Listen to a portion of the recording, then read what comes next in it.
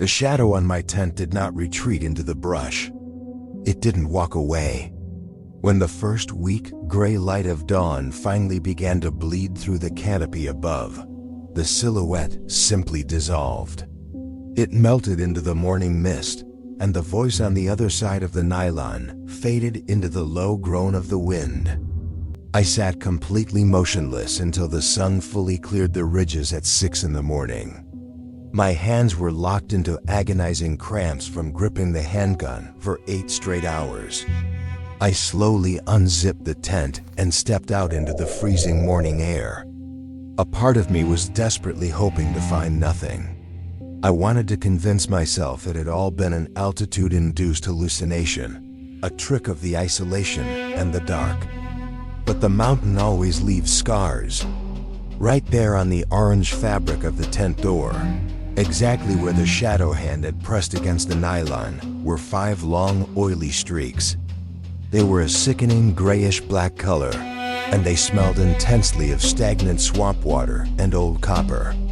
And on the ground, directly in front of the entrance, the dry pine needles had been violently crushed into the earth. There were 2 deep circular depressions. Whatever had stood there in the dark didn't have feet, the heavy flat stumps, like the bottom of dense wooden pillars that had been repeatedly slammed into the dirt. I didn't pack up the tent. I didn't call for backup on my radio because I knew it wouldn't reach anyone. I knew that if I didn't end this, I would never make it out of these woods alive. I followed the trail of the entity. It wasn't hard to track. It moved with a devastating, heavy clumsiness, snapping thick branches and tearing up the brush in a straight line heading north. The air grew progressively colder, and the vegetation began to thin out as the elevation spiked. The forest was giving way to the jagged, rocky edge of Blackwater Gorge. Every 100 yards, I found pieces of Marcus Evans left behind on the trail. First, I found his heavy compass, completely shattered against a rock. A little further up, his field journal had been torn to shreds, the pages scattered across the damp earth like dead moths. Finally, I found his heavy winter jacket. It was draped carefully over a low branch. The fabric was completely intact, but the inside of the collar was soaked in that same foul, grayish-black grease I had found on my tent. The tracking trail ended abruptly at the absolute edge of the gorge. Blackwater Gorge is a sheer 400-foot drop into a jagged river valley. The morning fog was incredibly thick, rolling over the edge of the cliff like a slow-motion waterfall of white smoke. Standing right on the brink of the abyss, completely suspended over the drop with the toes of his boots hanging off the rock, was a figure. It was wearing Marcus's flannel shirt and his hiking pants, but the clothing hung loosely, flapping wildly in the canyon wind, because whatever was inside those clothes had been stretched. The skeletal structure beneath the fabric had been forcefully elongated by several feet. The arms were impossibly long, the hands hanging well past its knees. It stood with its back to me, its shoulders twitching in rapid mechanical spasms. I raised my gun, locking my elbows to steady my trembling hands. "Marcus?" I called out, my voice cracking against the roar of the wind. The figure did not turn around, but its feet remained perfectly planted on the rock. Suddenly, with a sickening wet crack that echoed over the gorge, the entity's ankles violently twisted a full 180 degrees. The legs snapped backward. Then the torso followed, grinding like old petrified wood twisting under immense pressure. It contorted its entire body to face me, without ever lifting its boots from the stone. When its face finally came into the light, my lungs seized. I completely stopped breathing.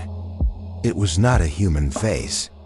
The skin was a smooth, tight gray leather pulled taut over a misshapen skull.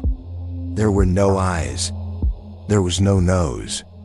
Where the mouth should have been, there was only a jagged, vertical slit torn directly down the center of the face, from the forehead straight down to the chin. As I stared in absolute, paralyzing horror, the vertical slit slowly opened. It revealed a pitch-black void. And from that void, a sound erupted. It was not a roar. It was not the shriek of a wild animal. It was a chorus. It was hundreds of human voices, all speaking at the exact same time, woven together into a massive, overlapping knot of sound. I heard the terrified sobbing of Marcus Evans. I heard the 8-year-old crying of my brother, Toby. I heard the frantic radio calls of hikers who had vanished decades ago. And I heard my own voice, speaking right back to me. They were all screaming, laughing, and whispering in perfect synchronization. And underneath all those stolen voices, driving the rhythm of the nightmare, was the sharp, piercing sound of that hollow bone whistle. The entity took a halting, jerky step toward me.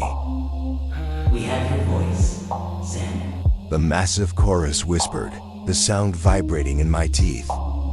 "Now we just need the rest." In search and rescue, when the mammalian brain is pushed to the absolute edge of terror, higher logic strips away. You are left with nothing but raw, mechanical reflex. I squeezed the trigger 3 times.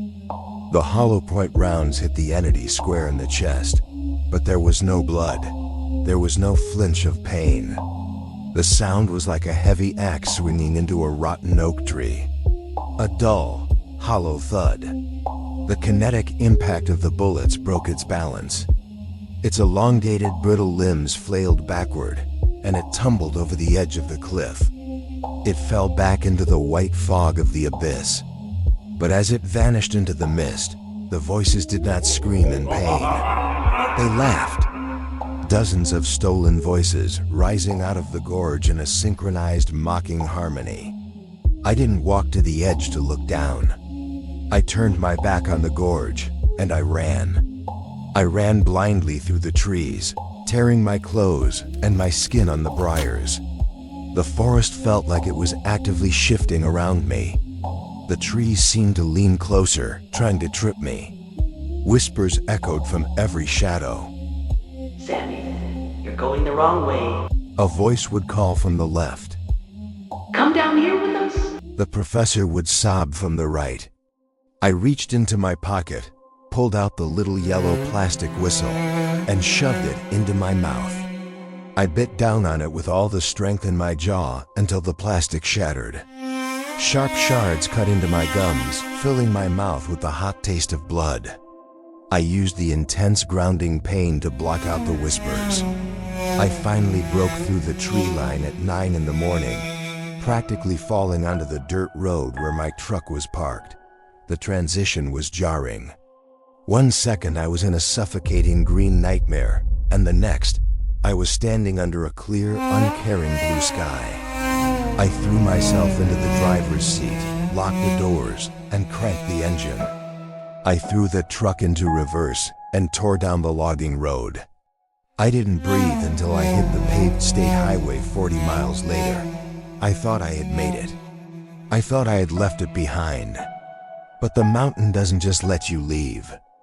It follows the invisible threads. As I was driving down the interstate, surrounded by normal cars and normal people, the dead, unpowered radio in my dashboard suddenly sparked to life. The screen glowed a sickly red. There was a burst of heavy static, and then, filling the cabin of my truck, the clear, unmistakable sound of the bone whistle played for 3 long seconds. A moment later, the dashboard sparked, smoked, and permanently shorted out. That was 3 weeks ago. The local police closed Marcus's file yesterday. Animal attack, they wrote. They always write that. It keeps the tourists coming, and it keeps the darkness neatly categorized. I threw away all my hiking gear. I bought heavy blackout curtains for my house, and I nailed them to the window frames. I refused to look at the trees. I told you at the beginning of this recording, the Appalachian Mountains do not eat your flesh. They harvest your trauma, and they take your voice.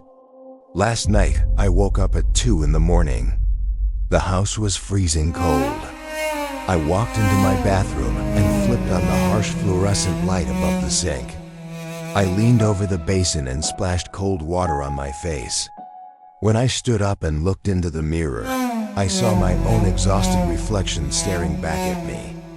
But as I watched, my reflection smiled. It was a wide, mechanical, unnatural grin that stretched too far across my cheeks. I blinked in shock, but the man in the mirror did not blink back. His eyes remained perfectly, impossibly wide open, locked onto mine. I opened my mouth to scream. I tried to force the air out of my lungs to shatter the silence of my house. But no sound came out of my throat. My vocal cords were dead. Instead, from deep inside my chest cavity, echoing from the hollow space behind my ribs, a faint, distant sound began to play. It was the whistle. It was playing Toby's favorite country song. So this is my final warning to you. This is the last rule of the Ridge. If you are ever driving through the eastern mountains in the dead of winter, and you realize the trees have grown a little too close to the highway, do not speak, do not whisper, do not even sigh, because if you give the silence your voice, it will use it to call you home.